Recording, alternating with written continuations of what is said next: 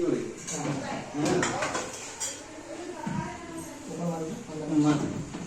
ಇದು ice maker ಎಲ್ಲಿ ಇರ್ಬೇಕು? ಅಲ್ಲೇ ಏನು ಪ್ರೆಸೆಂಟ್ ಐತೆ ಅಲ್ಲಿಗೆ ನೆಕ್ಸ್ಟ್ ಜಲ್ದಿ ಗೋಲ್ಡ್ ಇದು ರೆಫ್ರಿಜರೇಟರ್ ಕಂಪಾರ್ಟ್ಮೆಂಟ್, ಇದು ಫ್ರೀಜರ್ ಕಂಪಾರ್ಟ್ಮೆಂಟ್. Right sir. ನಾವು ಇಲ್ಲಿ ಕಂಟ್ರೋಲ್ ಮಾಡಿದ್ರೆ ಫ್ರಿಡ್ಜ್ ಅಂತ ಏನೈತೆ ಅಲ್ಲ, ಇದು ಮೇಲ್ಗಿನ ಕಂಪಾರ್ಟ್ಮೆಂಟ್. ಫ್ರೀಜರ್ ಏನಿದೆ ಇದು ಕೆಳಗಿನ ಕಂಪಾರ್ಟ್ಮೆಂಟ್. ನಿಮ್ಗೆ ಡಿಗ್ರಿ ಸೆಲ್ಸಿಯಸ್ ಎಂಟು ಡಿಗ್ರೀಸ್ ಮಾಡ್ಬೇಕಂದ್ರೆ ಫಸ್ಟ್ ಲಾಕ್ ಓಪನ್ ಮಾಡ್ಕೋಬೇಕು. ಲಾಕ್ ಓಪನ್ ಮಾಡ್ಕೊಂಡು 3 ಸೆಕೆಂಡ್ ಹೋಲ್ಡ್ ಮಾಡಿದ್ರೆ ಲಾಕ್ ಓಪನ್ ಆಗ್ತದೆ. ಅದೇನು degree Celsius temperature degree Celsius ಮಾಡಬೇಕು. ಇದು ಎಷ್ಟು ಇಡ್ಬೇಕ್ರಿ? ಯೂಶ್ವಲಿ ನೀವು ಸಮ್ಮರ್ದಾಗ 3 to 4 ಇಡಬೇಕ್ರಿ. ನಿಮ್ಮ ಮಳೆಗಾಲದಾಗ 7, 6, 3 to 4 ಇದು 6, 7 ಇದ್ರ. ಇದು ಫ್ರೀಜರ್ ಇದ್ರಿ?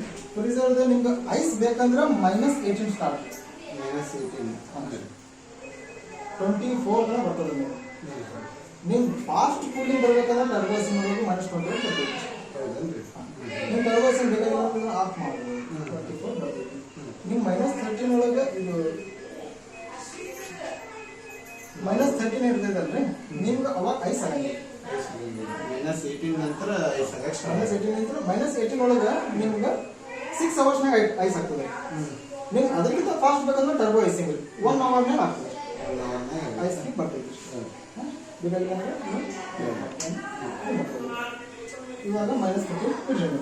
ಇದು ಫ್ರಿಜ್ ಬಂದ್ಬಿಟ್ಟು ಆಫ್ ಮಾಡಿರ್ಬೋದು. ನೀವು ಬೇಕಾಗಿಲ್ಲ ಅಂದ್ರೆ ಇದ್ರೊಳಗೆ ನೀವು ಆಫ್ ಮಾಡ್ಬೋದು. OF ಅಂತ ಬಂದಾಗ ಆಫ್ -1 +5 ಡಿಗ್ರಿ ಸೆಲ್ಸಿಯಸ್ ಈ ಸದ್ಯ ಇದು 3 to 4 ರೀ. 3 to 5 3 to 5. ನೆಕ್ಸ್ಟ್ ಇದು 18 ಅಂದ್ರೆ 15 ನಮ್ಗೆ ಇದು ಬೇಕು, ಐಸ್ ಬೇಕಾದ್ರೆ ಅಬೋ 18 ಹೋಗ್ಬೇಕು. ಇನ್ನೂ ಬೇಕಾದ್ರೆ ಟರ್ಬೋ ಕೂಲಿಂಗ್ ಹೋಗ್ಬೇಕು.